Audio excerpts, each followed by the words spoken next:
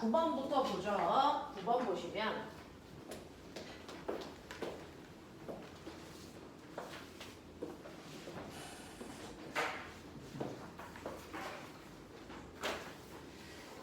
자, 9번을 보시면 다음 전기 회로에서 7분의 3. 9번 회로도가 제일 까다로운 거고, 그 다음에 12번은 보편적인 거고, 17번이 제일 어렵고, 뭐 이런 거죠. 그러네요. 자, 9번 회로도에서 보면아, 여기에 이렇게 되어 있는 회로도가 있다고 치자. 여기에 이렇게 되어 있고, 이렇게 되어 있고, 이렇게 되어 있는데, 이제 원래는 이제 휘트스톤 브릿지 뭐 이런 느낌이야. 휘트스톤 브릿지 뭐 이런 느낌인데, 요게 이제 이렇게 다이아몬드 형태의 회로도가 이렇게 있다고 치자.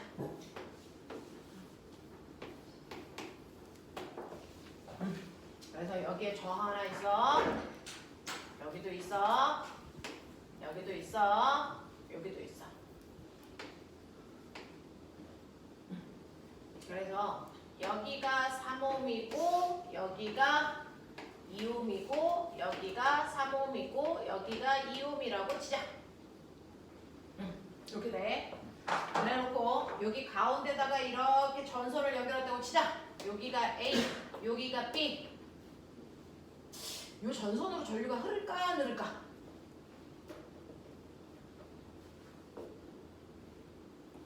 라고 하는데요. 전류는요, 수로에 있는 물처럼 물은 어떨 때 흐르냐면 높은 곳과 낮은 곳에 수위 차이가 있어야만 흘러요. 맞아요? 한쪽은 높고 한쪽은 낮아야 여기에서 물이 낮은 곳으로 이렇게 흐르죠. 만약에 높이 차이가 없으면 물은 흐르니? 안 흐르죠. 고여있죠. 되겠어? 실제로 물과 똑같은 게 전류입니다. 전류는 높은 전압에서 낮은 전압으로 흘러요. 그래서 이 전위 차이만큼 전압의 차이를 전위차, 맞죠? 전위차가 있을 때만 흐릅니다. 예를 들어서 여기에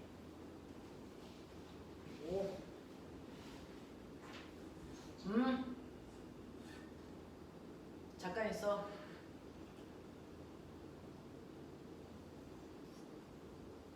얼마? 몇 볼트면 돼? 얼마? 개놈의 새끼들 몇 볼트면 돼? 그래야 소수점이 없어. 3대 2로 나눠지는 5의 배수 얼마? 10? 10볼트 라고 치자. 그럼 사실은 요거 여기에 있는 거 기억, 여기에 있는 거 니은 해서 땡기면 이거 몇 줄이냐? 사실은 이렇게 두 줄의 병렬 회로도의 모습 맞아? 여기에다가 이렇게 선 연결한 거야. 이런 거지. 여기가 3옴이고 2옴이고 3옴이고 2옴인데 여기에 10V 걸려 있어요. 이런 얘기야. 그랬을 때 가운데 전선이 이렇게 있을 때 이 전선의 전류 흘러 안 흘러? 요 얘기하는 거야. 맞아? 자, 그랬을 때 봐봐. 요것도 병렬, 얘하고 얘가 병렬선이니까 여기에서 10V 쓴다? 요 줄도 10V 쓴다? 맞아? 여기까지 맞아? 오케이. 10V를 쓰는데 요게 직렬이잖아. 저항기가 3대 2잖아. 전압을 몇 대 몇으로 나눠 쓰면 되냐? 3대 2로 나눠 쓰면 되니까 여기서 몇 볼트 쓰면 돼? 6볼트. 여기서 몇 볼트 쓰면 돼? 4볼트. 맞아? 밑에도 똑같아. 여기서도 6볼트 쓰고 여기서도 4볼트를 쓰겠다는 얘기는 사실은 무슨 말이냐면 저항이 없는 전선에서는 전압을 안 쓰니까 여기가 몇 볼트냐면 10볼트 그대로 가져와. 납득해? 10볼트의 전위를 가지고 있는 거야. 10볼트. 됐냐? 네. 그리고 다 흘러서 들어올 때는 몇 볼트냐면 0볼트죠. 여기가 0볼트예요. 그래서 여기가 높고 여기가 낮으니까 전류가 높은 데서 낮은 데로 이렇게 흐를 거야. 이해돼? 그랬을 때 저항을 지나갈 때마다 전압을 쓰는데 첫 번째 3옴을 지나갈 때 몇 볼트를 쓴다고? 6볼트를 쓴다는 얘기야. 맞냐? 그럼 여기가 몇 볼트냐? 4볼트 남어. 그리고 여기를 지나갈 때 다시 몇 볼트를 쓰니? 4볼트를 써. 그래서 여기가 몇 볼트가 되는 거야? 0볼트가 되는 거야. 맞냐? 네, 이게 위치 에너지다 생각하면 돼요. 여기가 10줄, 여기가 4줄, 여기가 0줄의 위치 에너지를 가지고 있으니까 높은 데서 낮은 데로 전류가 흐르고 있는 거야, 자연스럽게. 알겠냐? 이런 느낌이야. 자, 그 다음에 여기도 똑같죠? 여기 맨 처음에 10V, 여기는 6V 썼으니까 4V, 여기는 0V야. 그러면 실제로 여기에서 6V씩 써가지고 여기에 왔는데 꼬맹아, 여기도 높이 차이가 있어야 흐를 거 아니야? 높이 차이가 없는 평평한 곳은 전류가 흘러 안 흘러? 안 흘러. 근데 여기에 전위가 얼마야? 4V. 됐어? 여기도 얼마야? 4V. 여기 높이 차이가 있어 없어? 없어. 맞니? 그러니까 이 선으로는 전류가 흐르겠어 안 흐르겠어? 안 흘러. 전선이 있어봤자. 무슨 말인지 알겠어? 그래서 여기에 도선을 놔봤자 얘는 전위가 똑같기 때문에 이쪽은 전류가 안 흘러요. 안 흘러요. 맞냐? 근데 여기에서 얘가 10V인데 여기가 얼마냐면 2옴이고 2옴이라고 치자. 위를 바꿨어. 여기가 2옴이고 여기가 2옴이야. 자, 그럼 다시 계산해. 저항이 1대1이니까 여기에 10V가 걸리는데 여기는 10V가 맞지. 근데 저항비가 1대1이니까 전압을 1대1로 나눴으면 되겠지. 그럼 여기서 몇 볼트 써야 돼? 5V, 5V 쓰겠지. 그러면 여기 전위가 얼마야? 5V야. 근데 여기는 몇 볼트야? 4V지. 맞니? 그러면 여기에 전압이 높고 여기에 전압이 낮으니까 전류가 어떻게 흐르겠니? 이렇게 흐르겠지. 맞아? 이때는 이 도선으로 전류가 흘러. 이해되니? 이해되니? 이 얘기야. 거꾸로요. 여기가 3옴이고 여기가 2옴, 여기가 2옴, 2옴이면 거꾸로 여기가 5V가 되는 거니까 전류를 거꾸로 이렇게 흐른다. 이해되겠어? 이해되겠어? 이런 얘기야. 그래서 가운데 도선이 이렇게 있을 때 여기에 전류가 흐른다는 얘기는 됐니? 한쪽은 전압이 높고 한쪽은 전압이 낮으니까 흐르는 거야. 이해됩니까? 이해됩니까? 네, 이 전압 차이가 있을 때만 전류가 흘러요. 전압 차이가 없으면 도선이 있어봤자 전류 흐르지 않아요를 설명한 사람이 휘트스톤이라는 물리학자야. 그래서 그 사람이 이 전선을 다리라고 해서 휘트스톤 브릿지, 이 다리로 전류가 흐를 수도 있고 흐르지 않을 수도 있는데 그건 걸려있는 저항의 값에 의해서 결정돼. 이해돼? 뭐 이런 느낌이야. 우리는 휘트스톤 브릿지까지는 할 필요가 없지만 그래도 한 번은 보고 가자. 도선이 있다고 해서 무조건 그 도선으로 전류가 흐르는 건 아니야. 무슨 말인지 알겠지? 오케이. 흐를 때도 있고 흐르지 않을 때도 있고 흐를 때 방향이 결정되는데 항상 높은 전압에서 낮은 전압 쪽으로 흐른다 라는 얘기야. 그럼 꼬맹아 이걸 거꾸로 뒤집어. 이쪽이 플러스가 아니고 이렇게 거꾸로 뒤집어. 그러면 전류가 이렇게 먼저 가겠지. 이렇게 가도 꼬맹아 이쪽으로 오던 이쪽으로 오던 저항비가 1대1이면 전압을 1대1로 나눌 거고. 그래서 저항비가 만약에 3대2면 전압도 3대2로 나눴을 거니까. 무슨 말인지 알겠어? 네. 만약에 이렇게 되어 있다면 아까는 여러분들이 기억하는 대로 해보죠. 여기가 2옴, 2옴이라서 여기가 10V였는데 여기가 5V 되고 0V 됐어. 그리고 여기는 3대2니까 여기가 10V고 4V고 0V라서 높은 데서 낮은 쪽으로 전류가 이렇게 흘렀어. 근데 건전지 방향을 뒤집어. 그럼 전류 이렇게 가되지. 그러면 여기가 일단 몇 볼트로 시작해? 10V, 여기가 몇 볼트? 0V 이렇게 되지? 이해돼? 오케이. 여기가 10V, 여기가 0V가 돼야 되는데 보세요. 여기가 3대2면 아까는 여기서 6 써서 어디를 3대2로 놓은 거야? 이거 2대2로 놓은 거죠. 2대2로 놓으면 전압을 1대1로 썼으니까 됐어. 여기가 10V면 여기가 5V고 0V 되는 거 맞아? 그리고 여기 저항이 3대2니까 여기 10V면 여기서 4V 썼으니까 이제 불러. 4V였던 곳이 몇 V가 돼? 6V로 바뀌어. 여기가 0V가 되는 거고 전류가 흐르는 방향이 네, 반대로 이렇게 보겠죠. 맞냐? 맞냐? 이런 느낌이야. 전압을 바꾸면 흐르는 전류의 세기는 변화가 없어. 합성 저항은 똑같으니까 총전류도 똑같아. 나눠진 건 똑같아. 대신에 전류가 흐르는 방향만 거꾸로 흐르면 돼. 무슨 말인지 알겠어? 그 얘기를 보여주고 있는 게 너네가 가지고 있는 9번이에요. 그래서 9번에서 9-2번 먼저 9-9번 보면 일단은 A에서 B 쪽으로 전류가 흘렀대. 7분의 3A래. 근데 건전지 방향을 뒤집으면 전류는 거꾸로 흐르면 돼요. 맞지? 그러니까 어디에서 어디로 흐르면 돼? B에서 A 쪽으로 흐르고요. 흐르는 전류의 세기는 변해 안 변해? 안 변해요. 합성 저항이 똑같으니까. 흐르는 전류는 똑같으니까. 그래서 7분의 3A가 그대로 아래에서 위로 올라간다. 되겠니? 요것만 기억하면 돼. 졸려오면 뒤진다. 저 뒤에 가서 쓰면 된다. 여기까지 이해됩니까? 이해돼? 오케이. 자, 근데 문제는 이제 7-2는 이해가 됐어. 7-1이 문제야. 7-1이 문제야. 되겠어? 7-1을 해봐 드릴게요.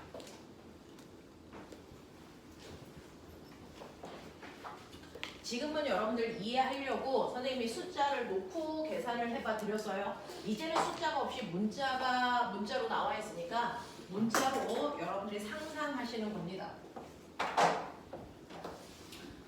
첫 번째 회로도가요. 이렇게 되어 있죠.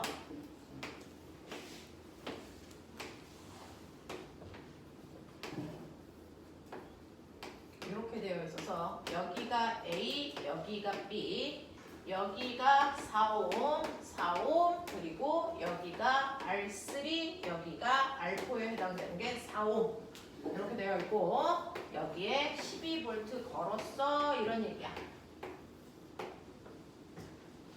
자, 여기에서 보시면 전류가요. 여기가 플러스 마이너스니까 전류가 이렇게 가. 이해해? 여기 와. 자, 여기까지 전류가 왔어. 그리고 나서 전류가 어떻게 되니? 나눠가죠. 됐어? 나눠가는데 여기에 있는 저항과 여기에 있는 저항의 크기가 어때? 같아. 맞지? 그럼 전류가 어떻게? 1대1로 나눠지겠지. 그러니까 여기에 흐르는 전류의 세기가 I1이면 여기에 흐르는 전류의 세기도 I2로 같아야 돼. I1으로 같아야 돼. 이해돼? 저항이 1대1이기 때문에 전류가 똑같은 비율로 나눠져. 자, 똑같이 가다가 여기에서 전류가 이쪽 방향으로 7분의 3A가 간다는 얘기는 이 전류가 어디서 왔어? 여기서 온 전류 중에 1분의 1로 간다는 얘기야. 되겠어? 자, 나머지 1분은 1로 가죠. 이해돼? 이해돼? 그러면 여기 오는 전류의 세기는 얼마일까? 불러봐. 여기 전류 세기 얼마일까? 멍청이들. 얼마일까? I1 빼기 7분의 3A. 맞냐? 여기 I1에서 여기서 쭉 오다가 하나는 전류가 일로 가고 하나는 일로 가니까. 무슨 말인지 알겠어? 자, 원래 I1에서 7분의 3만큼만 빠지니까 여기는 I1 마이너스 7분의 3A야. 이해되지? 자, 그리고 이렇게 오다가 여기에서 오는 전류 I1이랑 만나서 일로 가. 그럼 이제 이게 여기에 흐르는 전류의 세기 얼마라고 표현하면 되겠니? I1 플러스 얼마? 7분의 3A야. 되겠어? 그래서 얘가 흘러서 이렇게 전체 전류 EI가 와가지고 되겠어? 여기에 흐르는 전류의 세기는 EI1입니다. 이렇게 와서 일로 들어가는 거야. 알겠냐? 알겠냐? 이런 느낌이지. 이런 느낌이지. 그랬을 때 꼬맹아 여기에서 여기서 쓴 전압이 몇 볼트? 12V. 여기서 쓴 전류 전압이 얼마? 12V. 여기서 전압 쓰겠니? 안 쓰겠니? 안 쓰죠. 여기 저항이 없으니까. 저항은 저항이 있는 쪽에서, 전압은 저항이 있는 쪽에서만 쓰니까 여기하고 여기에서만 전압을 써. 알겠어? 여기선 전압 안 써. 이해됐지? 그럼 꼬맹아 여기에서 쓴 전압하고 여기서 쓴 전압을 더하면 12V가 나오는데 납득한 거야? 오케이. 자, 전압은요. 전류 곱하기 저항. 입니다.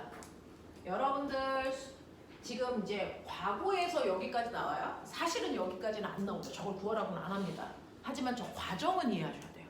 그래서 설명하는 뿐이야. 알겠어? 과정을 한번 들어봐. 자, 그러면 여기서 쓴 전압 V1에다가 여기서 쓴 전압 V2를 더하면 12V 나오면 돼. 이해해?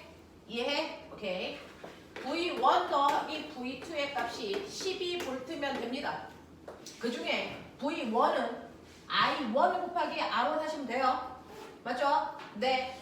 여기 저항이 4고요. 여기에 흐르는 전류가 I1이니까 여기에 걸려있는 전압이 4I1 이렇게 하면 돼요. 이해되는겨? 이해되는겨? 네. 그 다음 여기서도요. 저항 곱하기 전류 하시면 여기서 쓴 저항 나와. 그러니까 4에다가 I1 더하기 7분의 3 하시면 돼요. 납득이 되냐? 이러면 이게 12V가 나와야죠. 네? 그러면 꼬면 I1 값 구해줘. 해봐. 해 빨리 I1.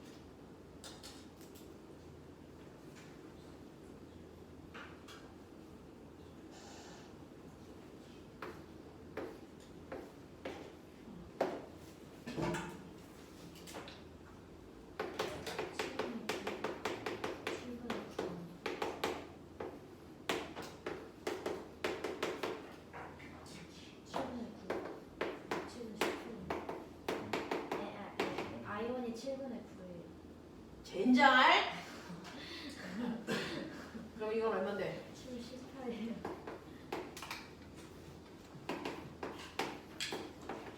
이렇게 돼요. 맞아? 이런 느낌이야. 자, 그래서 여기에서 흐르는 전류의 세기를 구했거든요.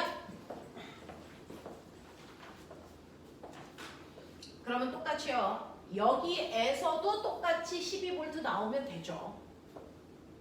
I1의 값이 7분의 9라는 거 알았으니까 여기에는 7분의 9A가 흐를 거야.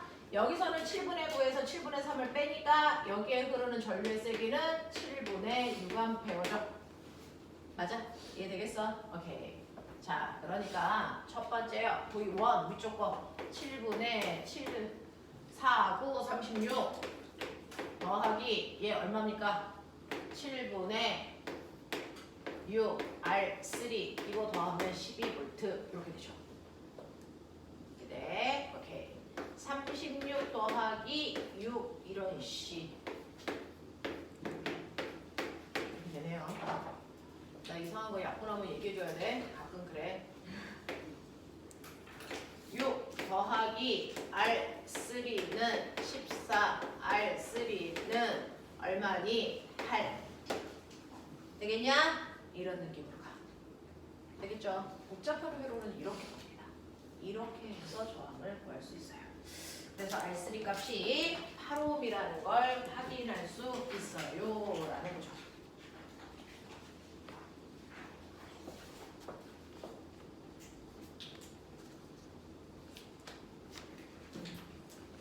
필요한 거 메모.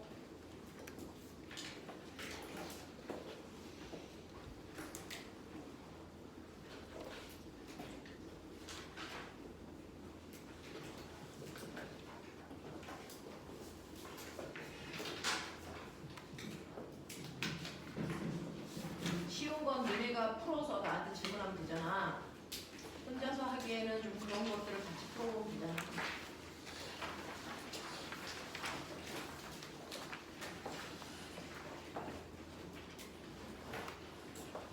요즘은 이 정도의 난이도도 문제집에 잘 나오지 않죠. 엄청나게 어려운 건데 한 번은 이렇게 어려운 것들도 풀어보셔야 되는데 여름방학이 이제 유일합니다. 자, 12번 갈게요. 자, 12번은요. 선생님 말씀드렸죠. 도체하고 부도체가 정전기 유도가 일어났을 때 안에 전하의 분포는 다르다. 도체는 전하가 어디에만 분포한다? 표면에만 분포하고 안에는 전기를 띤 입자들이 존재하지 않아. 전하가 없어. 자, 그래서 표면에만 존재하고요. 특히 뾰족한 부분 쪽에 전하가 밀집되는 거야. 그것 때문에 피리침이 만들어지는 거야. 라고 얘기를 했거든요. 그래서 여러분들이 보시면 동그란 구도 있고요. 그 다음에 정삼각형 모양도 있고요. 사각형 모양도 있는데 구 같은 경우에는 뾰족한 부분이 없기 때문에 전하가 고르게 모든 면에 분포한다. 더군다나 표면에만 분포한다. 이런 느낌이잖아. 그치? 자, 삼각형은 뾰족한 부분이 여기 있어요. 여기에 전하가 집중되어 있는 그림이 그려져 있는 거예요. 그래서 여기에 유독 전하가 집중되어 있고 집중되어서 이렇게 표면에 분포하고 있고요. 나머지 평평한 부분은 전하가 좀 듬성듬성 있는 모습. 이런 모습으로 되어 있으면 돼요. 내부에는 존재하지 않아요. 됐어? 이렇게 그려진 거야. 사각형도 여기 모서리 부분에 전하가 집중되어 있는 그림은 거기 그려져 있단 말이죠. 되겠어? 이렇게 되어 있어요. 그래서 여러분들이 보시면 위에 있는 그림을 통해서 전하 분포를 두 가지를 설명해봐 라고 했으니까 정전기 상태에서 도체에서는 표면에만 전하를 띠고 있다. 내부에는 전하가 없다. 됐어? 라고 하는 것과 뾰족한 부분에 전하가 밀집되어 분포한다. 이거 두 가지 표현하시면 돼요. 되겠니? 그래서 번개가 칠 때는 차 안이 제일 안전해. 왜? 차는 표면에만 전하를 띌 거니까 번개가 쳐도 표면으로만 전하가 흘러. 그래서 속에는 전류가 흐르지 않기 때문에 안에 있는 사람은 안전해 라는 얘기 했어요. 되겠냐? 이런 느낌이야. 자, 그러면 거기에 뭉게구름 같은 모양이 UFO처럼 생기기도 하고요. 이런 애가 이렇게 있다고요. 그러면 이 중에서 나름 뾰족하다고 하는 부분이 이제 이런 부분들이 뾰족합니다. 그렇죠? 그러면 여기에 다른 부분에 비해서 전하가 밀집되게 그리시면 되고 여기는 듬성듬성하게 그리시면 되는데 자, 얘네들이 정전기 유도가 일어날 텐데 이쪽은 뭐가 있냐면 플러스판이 이렇게 있어요. 여기는 마이너스판이 이렇게 있단 말이야. 그럼 얘네들 때문에 정전기 유도가 일어날 때 가까운 쪽은 반대극이니까 얘는 마이너스로 전하가 이렇게 되어 있어야죠. 됐죠? 이런 느낌이죠. 이쪽은 마이너스니까 얘에 의해서 가까운 쪽은 플러스로 대전되겠죠. 이런 느낌이죠. 요런 느낌이죠. 요런 느낌으로 공부하죠. 되겠죠? 자, 그랬을 때 선생님이 이제 전기장을 그리면 전기력선을 그리면 전기력이라고 하는 힘이 그래서 작용하는 세기와 방향을 나타낸 걸 우리가 전기력을 나타내는 선이다. 전기력선. 이건 우리가 힘을 화살표로 표현할 때 그 화살표입니다. 이때 전기력선은 무조건 플러스에서 마이너스를 향하는 방향으로 그리면 돼 라고 했거든요. 그러니 플러스에서 마이너스, 플러스에서 마이너스를 향하는 방향으로 이렇게 전기력선을 그리시면 돼요. 그렇죠? 이렇게 그리시면 되겠죠? 이렇게 그리면 되겠죠?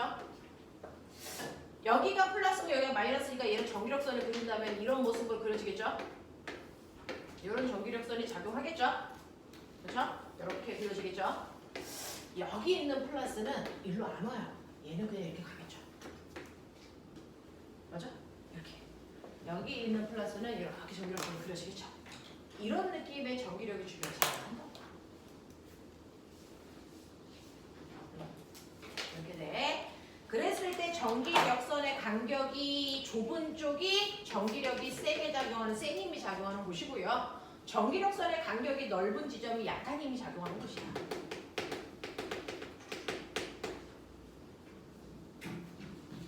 그래서 이런 전기력선도 한번 그려봤어요.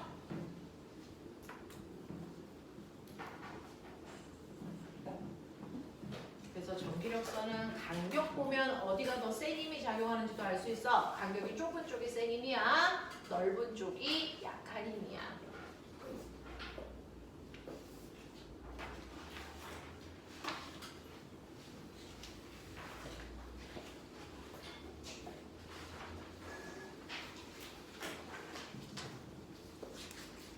돼요.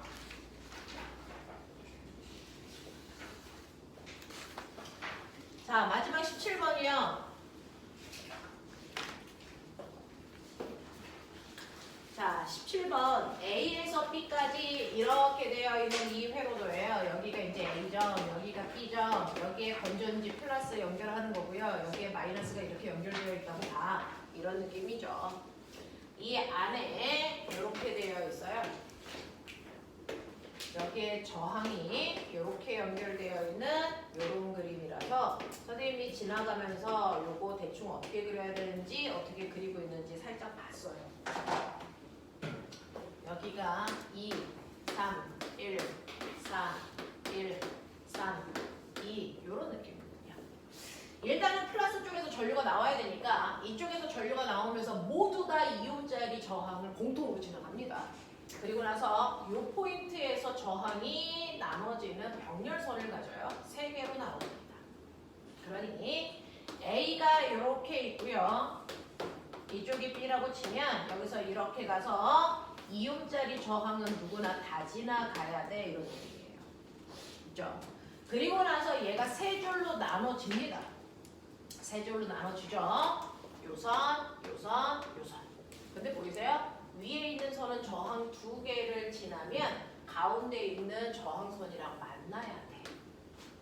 이 얘기예요. 그래서 위에 있는 선은 저항 2개를 이렇게 지나가면 가운데 있는 저항이랑 만나 이런 느낌이야. 그래서 2개가 만나서 얘는 3옴을 지나가야 돼 이런 느낌이야. 그래서 이렇게 지나오면 밑에선 1옴 지나온 애와 만나서 가요. 되겠니? 그래서 밑에 있는 1옴이랑 만나서 얘가 2옴을 지나 이렇게 가는 이런 모습의 해로도야. 이런 모습의 해로도가 나와야죠.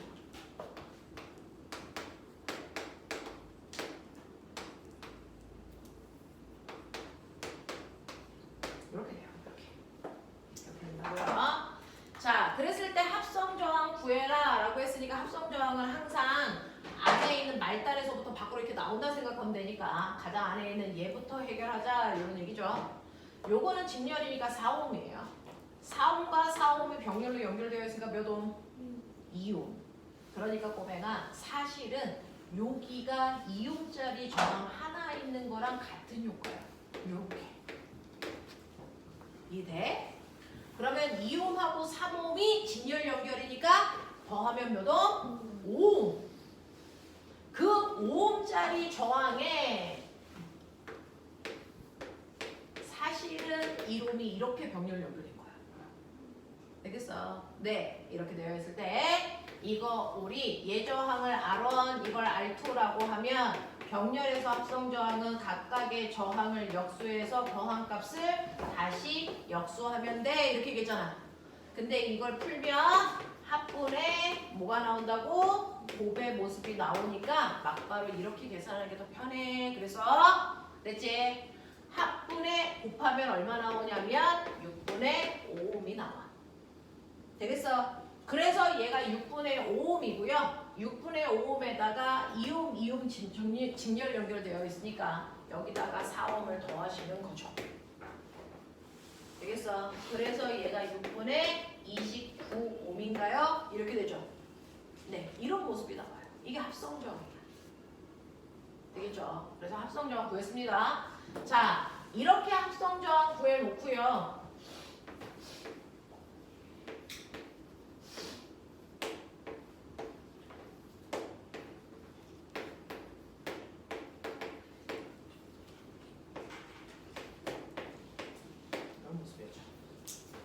이렇게 구해놓고 여기서 뭐라 그랬냐면 A, B에 10V 걸었다고 쳐.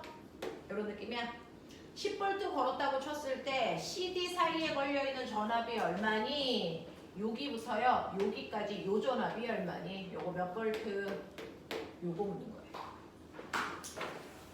되겠어? 네. 그럼 꼬맹아 이때 전체 전류가 얼마일까요? 전체 전류는 저항분의 전압이니까 전체 전압은 10V고 전체 저항은 이거야. 그러니까 29분의 6. 그래서 29분의 60A가 전체 전류야. 그 전체 전류가 여기에도 29분의 60A가 흐르고요. 여기에도 29분의 60A가 흐르지만 여기서는 나눠줘야죠. 그랬을 때 꼬맹아 요거 합성저항이 아까 몇 옴이라고 했던 거 기억나? 5. 그리고 이 줄이 몇 옴? 1옴. 저항이 5대 1이니까 전류는? 저항이 5대 1이니까 전류는 1대 5로 나눠갔죠. 맞죠? 그러니까 이 위쪽으로 지나가는 전류가 전체 전류의 얼마입니까? 6분의 1이 가야죠. 1대 5로 나눠줘야 되니까. 그래서 이쪽으로 가는 건 전체 전류의 6분의 1이야. 그래서 6분의 1이니까 이쪽으로 가는 게 얼마냐면 29분의 10A가 간다. 맞아? 29분의 10A가 갈 건데 그 중에서요. 요거 합성저항이 아까 얼마나 그랬어? 2. 그러면 여기는 사실은 CD는 여기가 2옴 있는 효과거든요. 그럼 여기 잘 보시면 2옴하고 3옴으로 저항이 2대 3이야. 전압을 몇 대 몇으로 나눠 쓰냐? 2대 3으로 나눠 쓰겠죠. 되겠어요? 네. 그래서 이렇게 되니까 여기에 흐르는 전류도 얼마? 29분의 얼마니? 10A고. 이거 진열이잖아. 됐어? 여기도 얼마니? 29분의 10A. 이해돼? 이해돼? 요런 느낌. 자, 그랬을 때 꼬맹아 여기서 쓴 전압이 얼마게?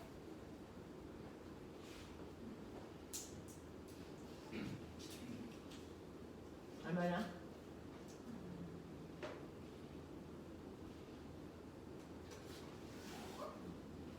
그럴 필요 없나? 그냥 이렇게만 구하면 되나? 여기서만 쓴 거 구하면 되는 거죠. 그러면은 전류 곱하기 저항이니까 29분의 얼마? 20V. 이거 써요. 라고 하면 돼요. 됐죠? 복잡한데 천천히 가셔야 돼요. 여러분들이 학교에서 배운 직렬회로 병렬회로 그냥 종합해 놓은 거야. 되겠어? 천천히 생각하면서 푸십시오. 요거 하나를 제대로 해결하시면 이제 회로도에서 저항, 전압, 전류 사이의 관계는 다 이해했다. 이렇게 볼 수 있는 거죠. 네. 네. 자, 그래서 여기까지 회로도요. 쓸데없는 회로도들은 다 뺐습니다. 중간중간. 우리 수준을 너무 많이 과하게 놓는 것들은 선생님이 빼버렸어요. 그래서 여러분 19번 문제 같은 걸 안 풀 겁니다. 19번 같은 경우에는 나중에 올림, 물올, 고급과정 시험 볼 때 그때나 하시면 됩니다. 지금은 필요 없어요. 자, 그럼 이제 교재를 펴시면 교재 갖다 줬니? 한 번만 더 읽으면 진짜 끝난다.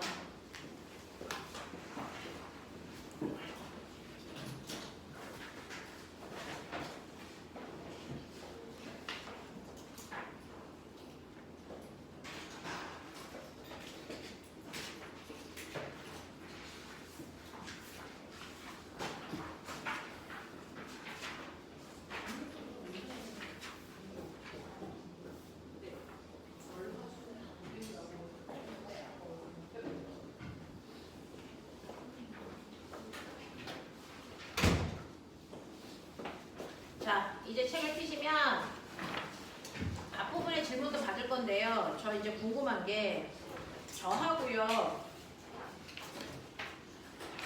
112페이지까지가 풀렸을까요? 어디까지 풀렸어요? 뒷부분은?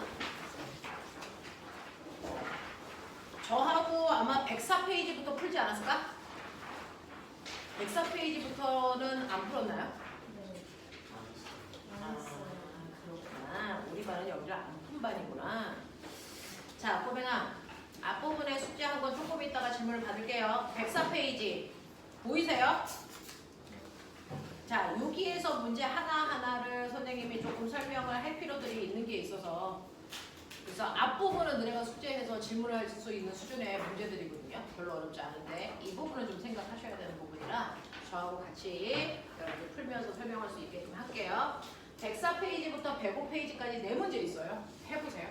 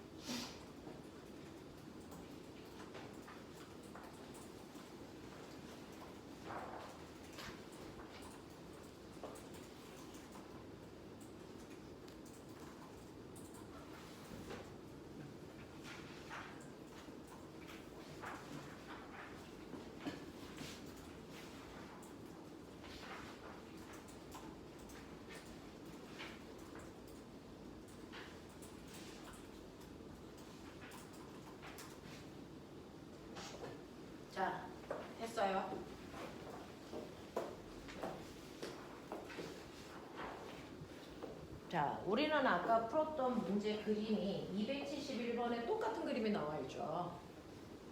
그죠? 자, 그래서 보시면 271번부터 하죠. 271번에서 보시면 실제로 왼쪽에 있는 구역은요. 기체 탱크라고 생각하면 돼요. 거기에 헬륨이라든가 산소라는 기체들이 꽉 차 있죠. 그랬을 때 입자들이 균등하게 내부까지 분포되어 있어요. 왜냐? 고르게 퍼져 있는 상태가 입자들이 있는 모습. 근데 전하는 그렇지 않다는 거죠. 그래서 실제로 입자들은 충돌에 의해서 고르게 퍼져 있는 형태로 통을 가득 메우고 있다면 이렇게 입자들이 균등하게 분포되어 있죠. 이렇게. 입자와 입자 사이의 만유인력과 충돌할 때 생기는 반발력에 의해서 모두 다 일정한 간격으로 흩어져 있다. 이렇게 보시면 되는 거. 되겠어? 근데 전하는 이렇게 도체일 때요. 이 내부에 균등하게 분포하지 않는다. 표면에만 전기를 띤 입자들, 전하들이 분포되어 있다. 그 중에서도 옆에 있는 삼각형처럼 뾰족한 부분을 갖고 있다면 그 부분에 집중되어 전하가 분포되는 경향성을 띠고 있다라고 하는 거를 여러분들이 설명할 수 있으면 된다. 알겠어? 알겠어? 네, 그 얘기하는 겁니다. 자, 그 다음에 인류가 최초로 달에 착륙해서 미 항공 우주국에 있는 달 착륙을 했는데 문제는 요즘에 이제 연구를 할 때 달에 이렇게 달 표면에 마이너스로 대전되어 있는 음전하들로 대전되어 있는 먼지 또는 전자들의 무리가 달 표면으로부터 반발력을 받아서 달 표면에 수백 미터 떨어진 곳에 빽빽하게 마치 전하를 띤 입자들이 구름을 형성하고 있다면 여기를 통과하는 관측선을 만들 때 여기에 전하들이 구름처럼 모여있기 때문에 이것 때문에 우주선이 오작동이 발생하지 않을까? 그러니까 우리가 천체 관측하는 도구들을 만들 때 이것까지 고려해서 관측선을 만들어야 되는 거 아닐까? 라는 생각을 한답니다.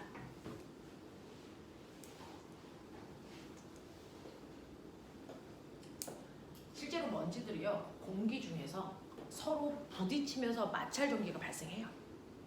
전기를 띠고 있다고요. 그 전기를 띠고 있는 입자들이 달로부터 만유 인력을 받아요. 먼지도 질량을 가지고 있으니까 만유 인력도 받고 되겠냐. 이 먼지가 마이너스인데 달 표면도 마이너스면 정기적인 청력에 의해서 밀리는 힘도 받아요.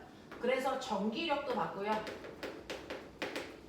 중력도 받고요. 그 두 힘의 크기가 합력이 0인 지점에 이 전하를 띤 입자들이 이렇게 떠 있지 않을까? 그래서 얘네들이 구름층을 형성하지 않을까? 그러니까 인공위성 같은 것들이 여기를 뚫고 올 때 전하에 의해서 교란 작업이 발생하지 않을까? 이런 고민을 한다는 얘기야. 그러면 이 고민은 맞는 고민일까? 잘못된 걸까? 실제로 저렇게 전하를 띤 입자들이 달 주변에 빽빽하게 층을 형성하고 있을까? 마치 오존층처럼? 라고 하죠. 자, 그러면 실제로 중력. 자, 달의 질량은 라지 m, 먼지의 질량은 스몰 m이라고 치자. 떨어져 있는 거리를 r이라고 치자. 두 입자 사이에 작용하는 중력인 만유인력의 크기 어떻게 구하니? 불러. r 제곱분의 g mm의 크기와 그래서 네, 전기력의 크기가 같아야죠. 그래야 합력이 0이겠죠. 전기력 구하는 식 불러. r 제곱분의 k q1 q2죠.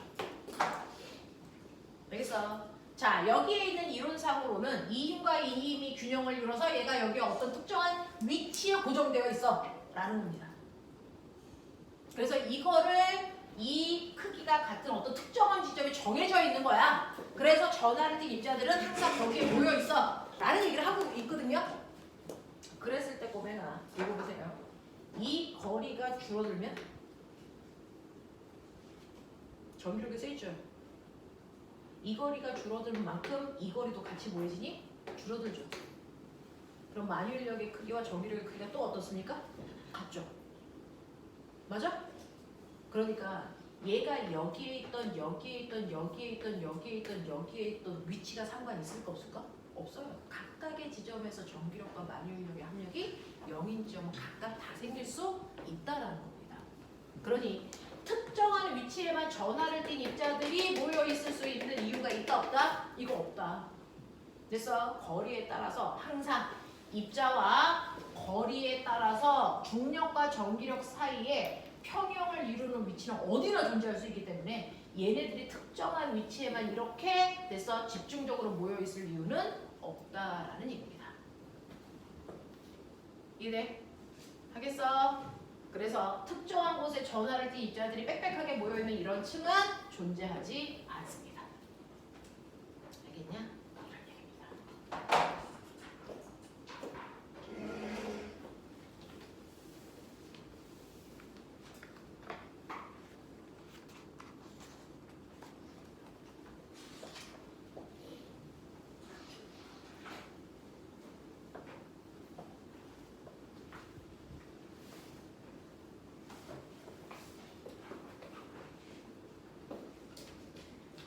그렇다면 그 옆에 274번으로 막바로 넘어가죠. 274번을 보면 이렇게 두 개의 질량이 같은 금속구 두 개가 이렇게 유리통 속에 위치되어 있어요. A가 있고 B가 있고 이 둘 사이의 거리를 스몰 a라고 했고요. 이때 둘의 질량은 똑같이 m이고요. 둘의 전화량도 똑같이 q랍니다. 이렇게 되어 있대요.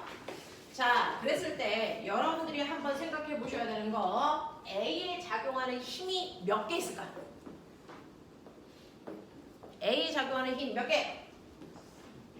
적어도 지금 이 상태로 A라는 쇠고슬은 정지되어 있으니까 합력은 0인데요. 맞습니까? A에 작용하는 힘은 태규야 몇 개?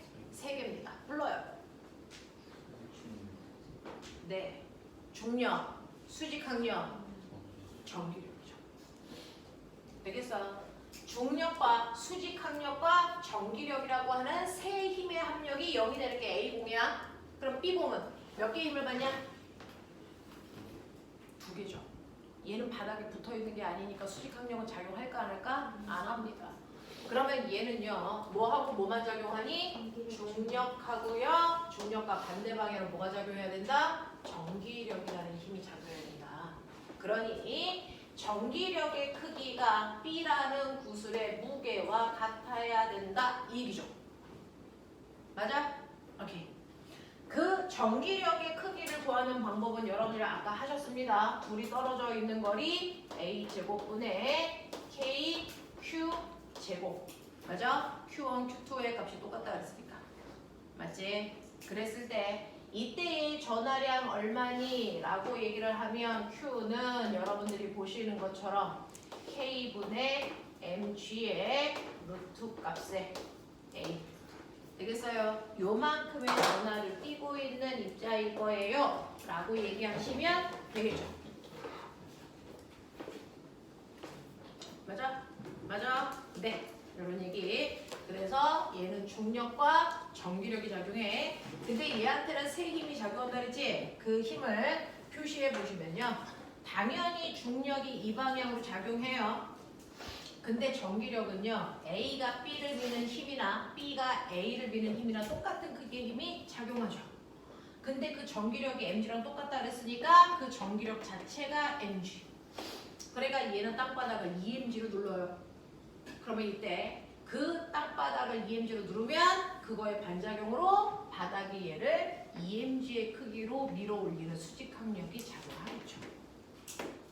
맞습니까? 아니, 이것도 우리가 해결할 수 있더라. 이런 얘기다. 라는 얘기입니다. 자, 그 다음에 그 위에 있는 검정기역. 자, 얘기해. 검정기의 원리. 정전기 유도. 되겠습니까? 자, 정전기 유도를 이용해서 여러분들은 검정기를 만들었어요 라는 얘기 하죠. 우리가 앞에서 설명을 드렸는지 안 드렸는지 잘 모르겠는데 검정기의 원래 본연의 역할은 뭐죠? 검정기라는 걸 왜 만들었을까? 검정기는 다른 어떤 물질의 정기적 현상을 검사해주는 기계예요. 그래서 누군가의 정기적 현상을 검사하기 위해서 만든 기계입니다. 그냥 만들어진 게 아니고.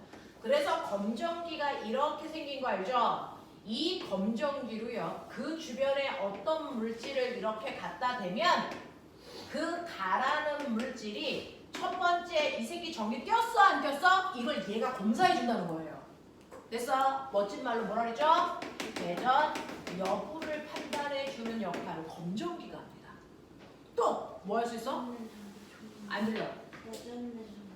네. 그러면 얘가 전기를 띄었다고 쳐. 그럼 얘는 플러스 전화를 띄었을까 마이너스 전화를 띄었을까? 라고 하는 전화의 종류도 판단해줘요. 얘가.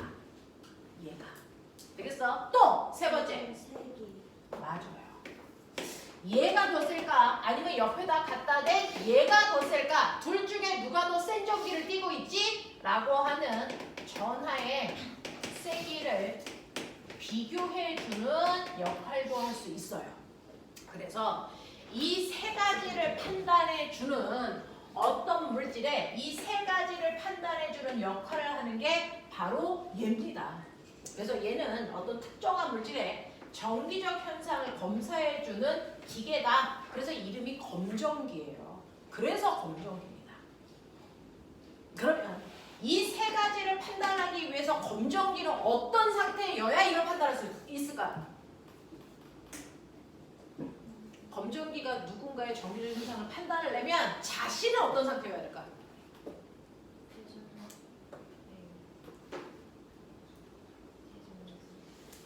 전기를 띄어야 되니 안 띄어야 되니? 검정기는 대전되어 있어야 되니 안 있어야 되니? 그걸 중학교 2학년 때 저 검정기를 만드는 과정을 여러분들이 배우신 거예요.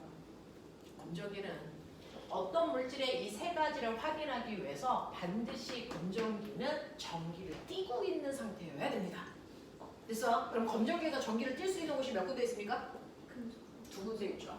여기 뭐하고 금속 하나 뭐요? 금속 박하. 이 두 군데가 전하를 띄고 있어야 되는데 같은 극을 띄고 있어야 되니 반대 극을 띄고 있어야 되니 상관없니?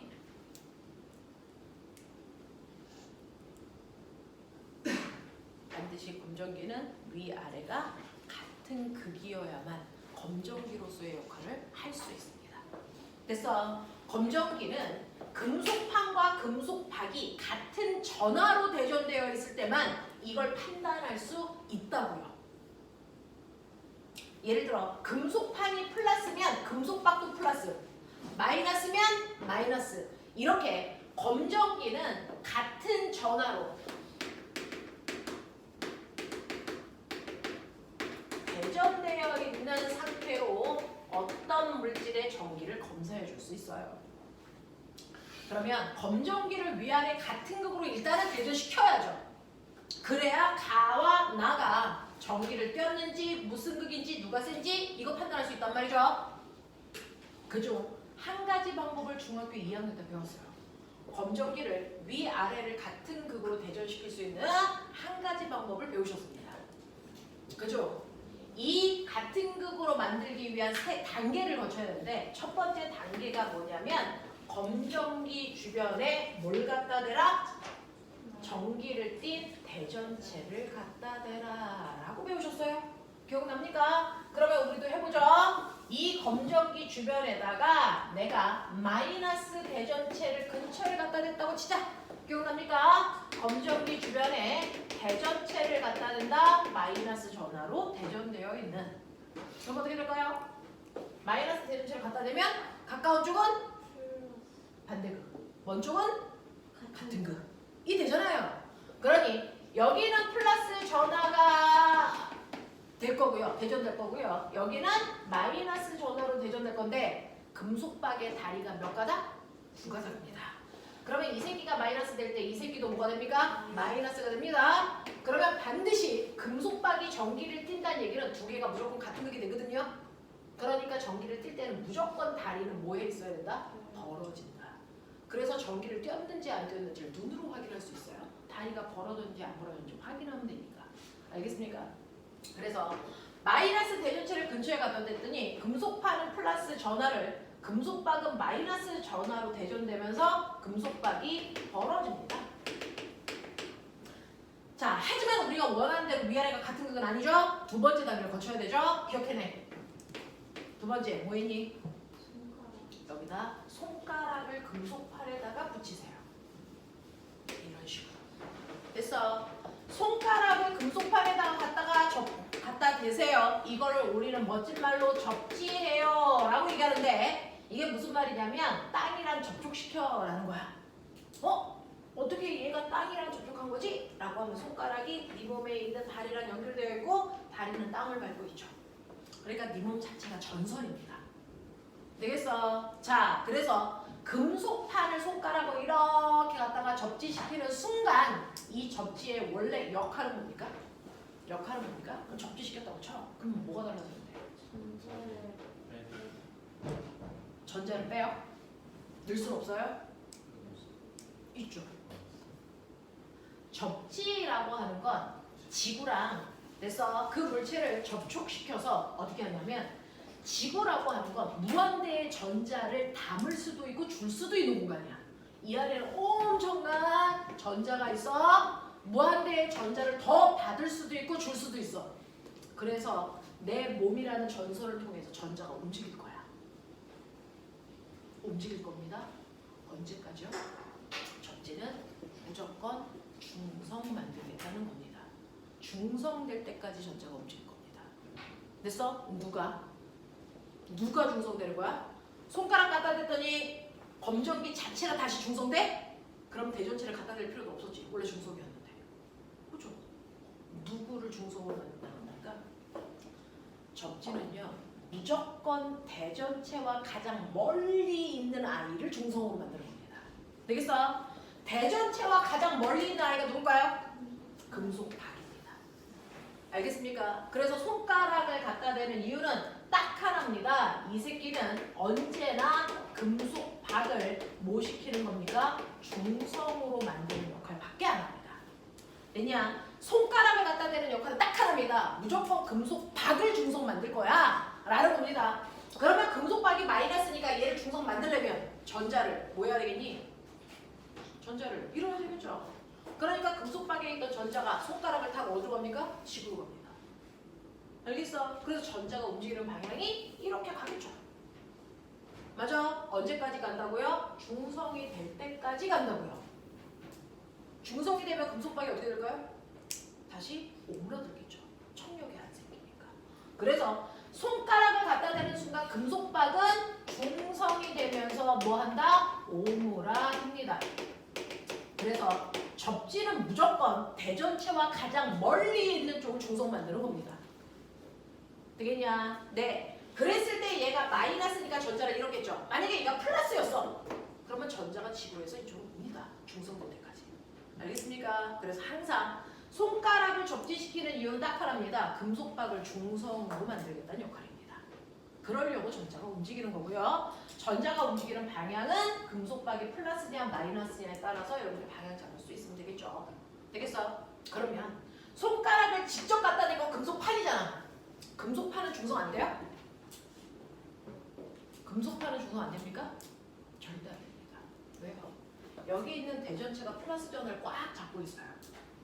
그래서 얘는 못 움직입니다. 그래서 손가락을 금속판에 갖다 대더라도 금속판에 있는 전하는 절대 움직이지 않습니다. 그래서 금속박만 중성으로 만듭니다. 이해되세요? 됐죠? 그러니까 손가락을 갖다 대도 금속판은 여전히 플러스를 띱니다. 되겠죠? 잊어버리면 이제 죽는다. 막차 타고 간다 우리. 세 번째, 마지막 단계 어떻게 하죠? 기억해내. 손가락과 대전체를 동시에 뭐한다? 치운다는 겁니다. 그래서 손가락과 대전체를 동시에 치웁니다.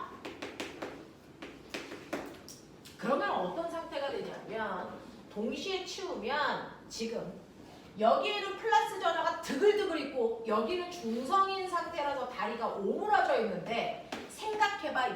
입장 바꿔서 여기에 있는 플러스 전하와 플러스 전하는 서로 좋아하니? 아니죠. 싫어하죠. 서로 밀어내는 뭐가 작용합니까? 청력이 작용하는데 여기에 있는 마이너스 대전체에 끌려와서 어쩔 수 없이 붙어있는 거야 라고 하는 플러스 전하가 100개쯤 붙어있다고 치자. 여기에 있는 마이너스 대전체 때문에 어쩔 수 없이 끌려왔는데 여기 있는 마이너스 대전체를 치웠어. 그러면 얘네들이 더 이상 붙어있을 필요가 있겠니 없겠니? 없겠죠. 그러니까 어떻게 되겠니? 흩어지겠죠. 그럼 얘가 갈 수 있는 곳이 어딥니까? 금속밥. 네, 금속밥으로 가겠죠. 그러면 흩어져! 그랬을 때 100개가 전체적으로 다 흩어져서 일로 다 100개가 와? 이건 바보 같은 짓이죠. 어떻게 됩니까? 여기 50개, 여기 50개. 되겠어? 이렇게 반반 나눠져요.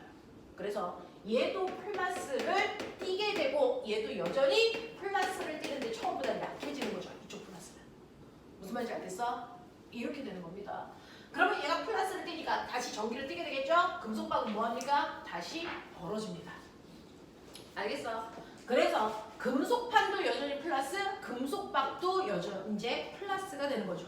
그래서 검정기가 위아래가 같은 극이 대전되게끔 만들어 놨습니다. 이해돼? 되겠니? 자, 이때 보면 이 세 단계를 걸쳐서 금속판하고 금속박을 같은 극으로 만들었어요.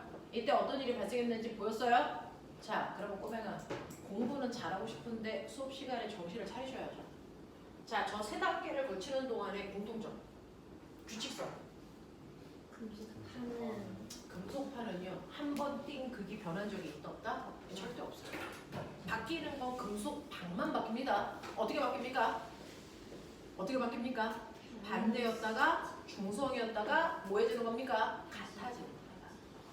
되겠어? 이렇게 바뀌는 겁니다. 그러니 이제는 내가 여기에다가 갖다 댄 대전체가 마이너스가 아니고 플러스여도 되겠어? 한 번에 되겠죠? 자, 내가 중성이 검정기 주변에 플러스 대전체를 갖다 댈때 준비됐어? 불러. 마이너스 마, 뿔 뿔, 벌어지죠. 맞아요? 불러요. 마, 중성 중성, 오므라졌죠. 맞아요? 불러요. 마, 벌어지죠. 그래서 이런 식으로 위아래를 같은 극으로 만든다. 금속판은 한 번 전기를 띄고 나서 그 극이 절대로 바뀐 적이 없다라는 겁니다. 그래서 이렇게 위아래가 같은 마이너스 전하를 띄고 있는 대전체를 만들었다고 치자. 그러면 아까처럼 이 세 가지를 얘가 어떻게 확인하는지 기억해 봐야죠. 내가 여기다가 가라는 물체를 갖다 댔어. 근데 얘를 갖다 대는 순간 얘병 다리가 지금보다 더 벌어져. 이렇게 벌어져. 자, 그럼 이것만으로요, 이 두 개를 판단하셔야 됩니다. 자, 첫 번째, 가를 저기 떴을까요? 네. 떴어, 안 떴어? 아, 뜬 것 같아. 뜬 것 같아. 자, 무슨 극일까? 마이너스죠. 얘가 마이너스이기 때문에 얘가 오는 순간 여기는 전자가 더 뭐했니? 밀려. 그래서 밑으로 더 많이 내려오니까 전기력이 세지겠지. 그래서 다 벌어졌겠지. 이해되는 거야? 이해돼? 같은 극을 갖다 댔으니까 위에 있는 전하가 내려와서 밑에가 더 전기가 세지는 겁니다. 그래서 더 벌어지는 겁니다. 그래서 얘가 무슨 극인지를 알 수 있는 건 다리가 더 벌어진다면 검정기와 같은 극을 띠고 있는 대전체를 갖다 댄 겁니다. 그럼 반대극을 갖다 대면 어떻게 되지? 그렇죠. 플러스를 갖다 대면 밑에 있던 마이너스가 끌려 올라옵니다. 그러니까 밑에 있던 마이너스의 양이 줄어드니까 다리는 됐어. 청력이 약해지니까 오므라들겠죠. 되겠어? 그래서 다리가 더 벌어졌다면 검정기와 같은 전하를 띠고 있는 물체를 갖다 댔다는 얘기고, 다리가 오므라든다면 같은 극 반대극을 띠고 있는 아이를 갖다 댄 거다라는 얘기입니다. 이해되겠어? 근데 자, 가라는 애를 갖다 댔더니 다리가 더 벌어졌는데 원래 위치보다 1cm 더 벌어졌다고 치자. 근데 나라고 하는 또 다른 아이를 갖다 댔는데 이번엔 다리가 오므라들었는데 1.5cm 오므라들었다고 치자. 자, 가가 더 센 전기를 띠고 있을까요? 나가 더 센 전기를 띠고 있을까요? 안 들려. 가랑 나랑 다른 거 같네. 다른 얘기여서. 자, 가는 갖다 대니까 다리가 더 벌어졌는데 원래 위치보다 1cm 움직였어요. 날을 갖다 댔는데요. 다리가 오므라들었는데 원래 위치보다 1.5cm 오므라들었어요. 되겠냐? 둘은 한 놈은 마이너스 극이면 한 놈은 플러스 극 됐어. 그래서 더 벌어지고 오므라들고 이게 결정되는 건 맞는데 이때 움직인 거리가 더 클수록 더 세게 전하를 움직일 수 있는 전기력을 가지고 있다는 얘기거든요. 그래서 더 많이 움직인 나가 더 센 전하를 띠고 있구나라는 걸 판단하시면 돼요. 이해되겠어? 이해되겠어? 그럼 선생님, 그러면 더 벌어져도 전기를 띈 거고 오므라들어도 전기를 띈 거면 전기가 안 뛴 아이를 갖다 대면 어떻게 돼요? 전하를 안 띈 아이를 갖다 대면 어떻게 됩니까? 변화가 없습니다. 되겠어? 그걸로 판단하는 거야. 이해되겠어? 하겠어? 그래서 이런 식으로 검정기는요, 주변에 있는 어떤 물질의 이 세 가지 성질을 검사하기 위해서 만든 장치인데 4년 전에 어떤 선배한테 물어봤습니다. 검정기를요, 위아래를 같은 극으로 대전시킬 수 있는 너만의 세 가지 방법을 얘기해봐 라고 얘기했어요. 검정기를 위아래를 같은 극으로 만들 수 있는 너만의 세 가지 방법을 얘기해봐. 그 중에서 지금 여러분들 칠판에 배운 건 한 가지 방법입니다. 그러면 또 다른 두 가지 방법을 더 얘기하라는 거야. 박하율, 정신을. 자, 두 번째 방법 뭐 하면 될까요? 어떻게 하면 위아래를 같은 극으로 대전시킬 수 있을까? 대전체를 적지시키는. 대전체를. 아예 그냥 갖다. 네. 이 검정기에다가요, 마이너스 대전체를 갖다가 아예 붙여버려요. 근처에 갖다 대는 게 아니고 아예 붙여버린다고 쳐봐. 그러면 여기 있던 전자들이 일부 넘어와서 얘도 한 번에 마이너스가 돼요. 되겠어? 플러스를 적극시키면 플러스 전하가 넘어와서 한 번에 같은 극이 됩니다. 그러니 접촉시켜버리면 이 세 단계를 거칠 이유가 없어요. 한 번에 같은 극이 만들어집니다. 되겠어? 아예 붙여버리면 됩니다. 세 번째. 광전효과요. 여러분들 지금 한참 자소서 쓰고 있는 친구들이 있는데 검정기에다가 엄청 센 빛을 비춰요. 검정기에다가 엄청 센 빛을 비추면 이 검정기 속에 있는 자유전자가 빛 에너지를 먹고 뭐 하겠니? 탈출해 나갑니다. 그러면 점점 검정기에 있는 전자들이 밖으로 빠져나가니까 검정기 전체가 무슨 극을 띠게 됩니까? 플러스 전하를 띠게 됩니다. 알겠습니까? 이런 방법도 있죠. 되겠냐? 자, 이런 식으로요. 검정기로서의 역할을 하기 위해서는 금속판과 금속박이 같은 극으로 대전되어 있어야 된다. 라는 얘기입니다. 이해돼? 이해돼? 네. 그래서 검정기의 역할도 좀 보여드렸고 같은 극으로 대전시키는 방법들도 보여드렸는데 여기에 있는 73번 문제는 또 다른 각도에서 검정기를 사용했어요. 여러분들이 푸셨습니다. 자, 73번 문제는 무슨 문제냐면 검정기가 있어요. 검정기가 있는데 검정기를 마이너스 전하로 대전시킵니다. 일단은 검정기를 통째로 마이너스 전기를 띠게끔 하겠다는 거예요. 여기도 마이너스, 여기도 마이너스. 그래서 금속박이 벌어져 있는 단계가 1번 단계입니다. 자, 그리고 나서 검정기 금속판에 아연판 A를 내서 올려놓고 같은 크기의 다른 금속판 B는 접지시킨 상태로 그림처럼 장치한다 라고 했습니다. 자, 이 위에 아연판 A를 이렇게 놓는데요. 그리고 그 위에 똑같은 아연판 하나를 이렇게 놓고 이 새끼를 이렇게 접지시킨대요. 접지 표시입니다. 보면은 접지라는 기호. 접지시킵니다.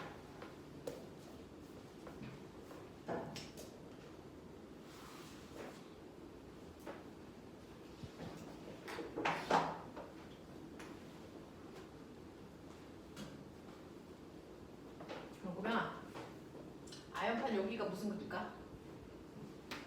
물론 아연판을 갖다 대는 순간요, 검정기와 아연판 사이에 뭐가 일어날까? 정전기. 맞습니까? 네. 얘 무슨 극? 불러. 여기 플러스. 여기 무슨 거? 마이너스. 이렇게 되죠. 이렇게.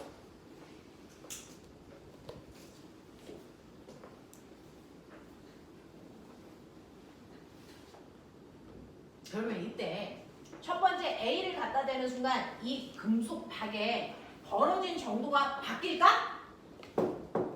이게 바뀔까? 바뀌어. 왜? 여기는 플러스고 여기는 마이너스니까 둘 사이에 정정비적 뭐가 생기니? 인력이 생기니까 여기에 있는 일부가 끌려 올라가죠. 그러니까 얘가 정정비 유도가 되는 순간 금속박은 살짝 오므라듭니다. 살짝 오므라들어. 그래서 원래 벌려져 있던 것보다 살짝 오므라드는 이런 현상이 나타납니다. 자, 그 다음에 A가 정정비 유도가 일어나는 그 순간 그 위에 있는 B에도 정정비 유도가 일어나. 맞지? 자, 불러. 여기. 네, 플러스. 여기 마이너스를 안 되죠. 적지시켰죠. 적지시키면 대전체와 먼 쪽을 뭘로 만든다고 이 새끼들아? 중성. 배운 거 안 써먹냐? 되겠냐? 이 얘기입니다.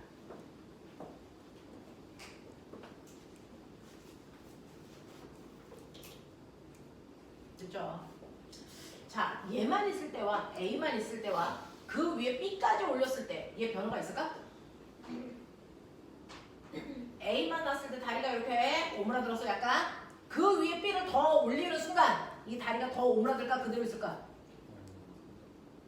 얘는 그대로입니다. 얘하고 얘 사이에 정정비 유도가 일어나는 거죠. 얘는 변화가 거의 없습니다. 그래서 이 상태가 됩니다.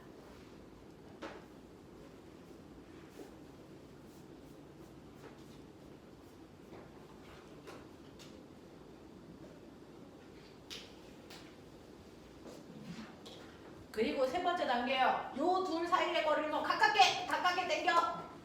그래봤자 얘한테는 변화가 없습니다. 요 둘 사이의 변화만. 알겠어? 네. 집에 가서 이런 것들도 실험 좀 해보시면 좋겠죠. 아, 그렇구나. 알겠어? 괜찮아? 할만해? 네.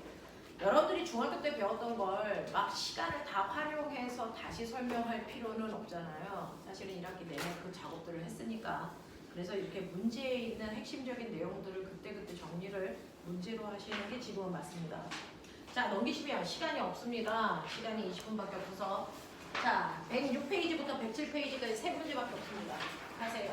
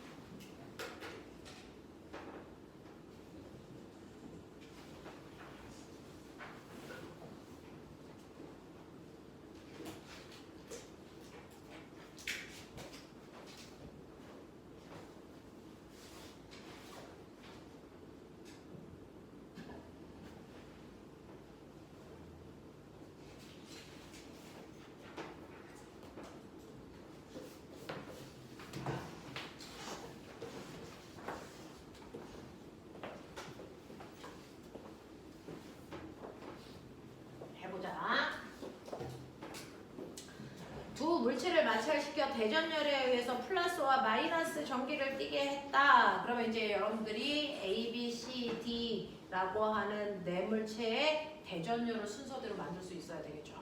그렇죠? 네. 플러스 되기 쉬운 애부터 마이너스 되기 쉬운 애까지를 한 줄로 늘어나서 불러. B, D, D, B, A, C 요 순서예요? 네. 그러면 이때 대전체를 수돗물에 가까이에서 오른쪽 그림과 같이 수돗물 쪽으로 네 대전체 쪽으로 수돗물이 흘러오는 걸 볼 수 있다. 물의 표면 중에서 두 물체의 동일한 조건으로 마찰시켜 그중 수돗물을 접근시켰을 때 수돗물이 가장 많이 휘어지게끔 하려면 어떤 물질끼리 마찰시키면 되겠습니까? 뭐하고 뭐냐? 누구하고 누구냐? D하고 C요. 멀리 떨어져 있는 아이들끼리 똑같이 비비더라도 생기는 전압은 훨씬 더 셉니다. 되겠어? 네, 멀리 떨어져 있는 애들끼리 비빌 때 대전량이 훨씬 더 많아요. 그래서 D하고 C를 비비면 되는데 그러면 D하고 C를 비볐을 때 D가 무슨 거? 플러스 C는 마이너스. 그러면 수돗물 쪽에서 이렇게 수돗물이 줄줄 흐르고 있을 때 D를 갖다 대면 밀리니 끌리니? 끌려와. D를 갖다 대면 끌려와. 그러면 C를 갖다 대면 그래도 끌려오죠. 됐어? 네. 대전체가 플러스 극을 갖다 대던 마이너스 극을 갖다 대던 물은 항상 대전체 쪽으로 끌려오는 성질을 갖습니다. 자, 그 이유가 뭡니까? 물은 극성 분자이기 때문이죠. 극성 분자가 무슨 말이야?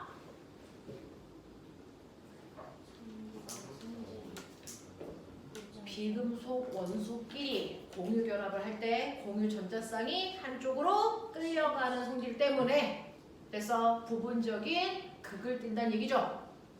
맞냐? 그래서 항상 물방울은요 수소 쪽이 약한 플러스 산소 쪽이 약한 마이너스를 띠는 극성 분자죠. 아는 거라고 얘기해줘. 내 마음에 미안이라도 좀 살게. 그쵸? 자, 그랬을 때 플러스 대전체를 근처에 갖다 대면 마이너스인 산소가 이쪽으로 끌려오는 거야. 마이너스를 띠고 있는 산소가 이쪽으로 이렇게 끌려와가지고 오는 거고요. 마이너스 대전체를 가져다 대면 거꾸로 뒤집혀서 수소 쪽이 이쪽으로 끌려오는 거죠. 되겠습니까? 이렇게 된다는 것도 여러분들은 알고 계신데 자, 그럼 대전체를 갖다 대니까 물이 끌려와. 센 자석 갖다 대면 대전체를 갖다 대니까 물이 대전체 쪽으로 끌려왔잖아. 그치? 여기다가 열나센 자석을 갖다 대면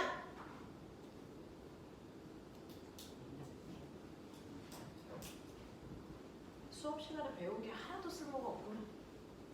열나센 자석 갖다 대면 물은 어떻게 된다 그랬지?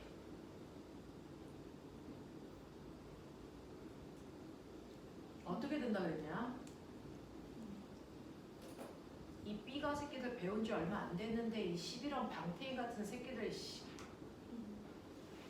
N극 갖다 대면 S극 갖다 대면 자석 갖다 대면 물은 밀린다 그랬죠. 시계가. 물은 반자성을 띠고 있는 물질이니까. 정신 안 차리냐? 정신 안 차리냐?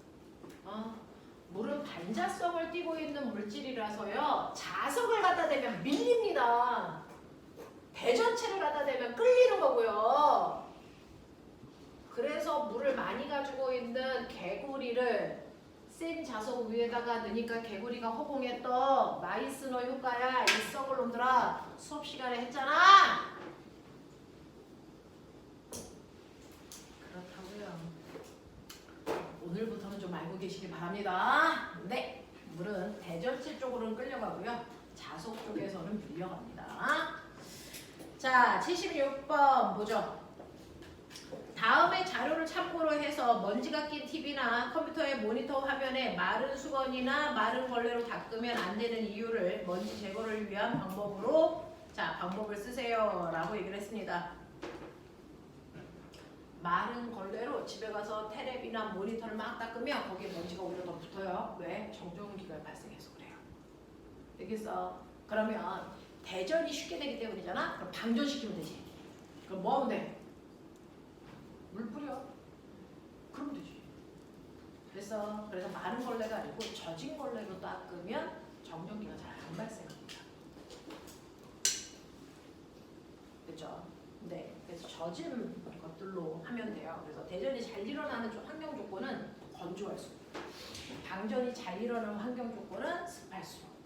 그래서 겨울철에는 마찰전기가 잘 생기는데요. 여름철에는 마찰전기가 잘 발생하지 않습니다. 습도 때문에 그렇습니다. 그냥 이런 방법을 쓰시면 괜찮고요. 여기서는 이제 말도 안 되는 방법들도 있어. 그 모니터보다 더 센 전기를 띠고 있는 대전차를 근처에 갖다 대면 먼지가 끌려갈 거야. 뭐 이제 이런 쓸데없는 얘기들도 섞여 있지만, 그죠? 다른 거죠. 이론적으로 그렇다는 거죠. 자, 77번 가죠. 277. 아까 선생님이 설명했던 걸 기억나죠? 전 번개가 치면, 그래서 네, 어디에 있는 게 가장 안전해요? 네, 차 안에 있는 게 가장 안전합니다. 차에서 내려서 혼자 평지에서 나 잡아봐라 이러면 정말 잡힙니다. 알겠어? 그런 거 하는 거 아니야. 넘어가죠. 자, 108페이지부터 109페이지까지 그래서 큰 문제가 2개가 있습니다. 해보시죠.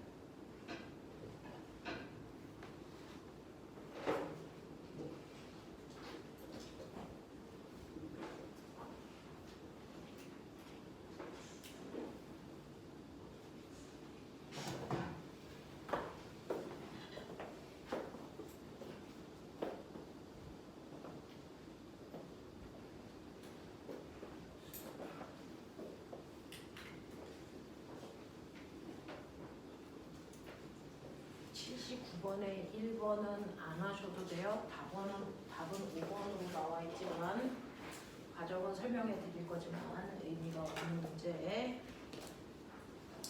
자, 볼까요? 시간이 별로 없어서 78번 볼게요.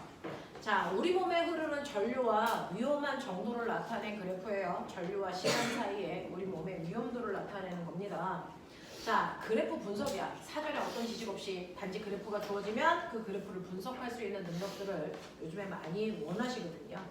자, 그래프를 통해서 내릴 수 있는 가장 타당한 결론을 찾아라. 몇 번? 4번입니다. 4번입니다. 3번이 아니고 4번이죠. 같은 세기의 전류라도 몸에 흐르는 시간에 따라서 위험도 차이가 있을 수 있죠. 그래서 어떤 전류가 흘러도 오랫동안 전류가 흐르면 다 위험해. 그건 아니죠. 무슨 말인지 알죠? 네.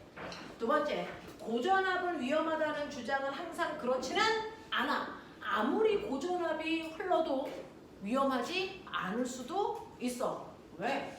전압이 높다고 전류가 높은 게 아니니까 그래. 되겠니? 저항이 크면 흐르는 전류의 세기가 작아지기 때문에 위험도는 적습니다.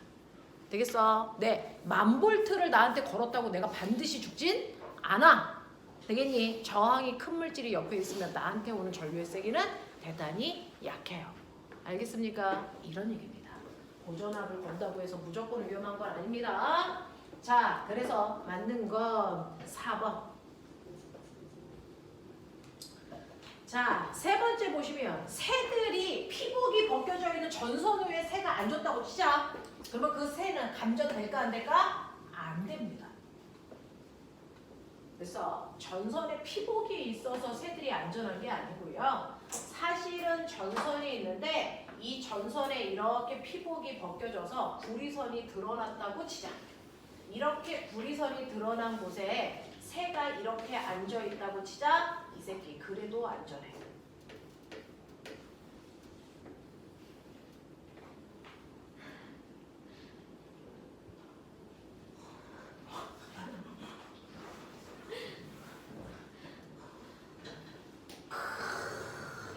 잘 그렸다.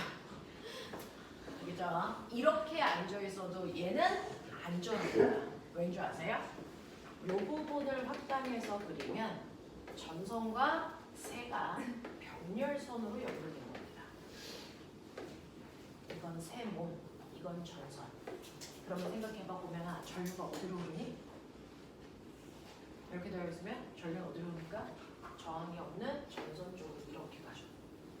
저항이 있는 전선 쪽으로 가니 안 가니? 이쪽으로 안 갑니다. 되겠어? 네. 새 몸은 저항이 대단히 큽니다. 새 몸은 저항이 대단히 크기 때문에 새 몸 쪽으로는 전류가 거의 흐르지 않습니다. 그래서 감전되지 않는 거예요.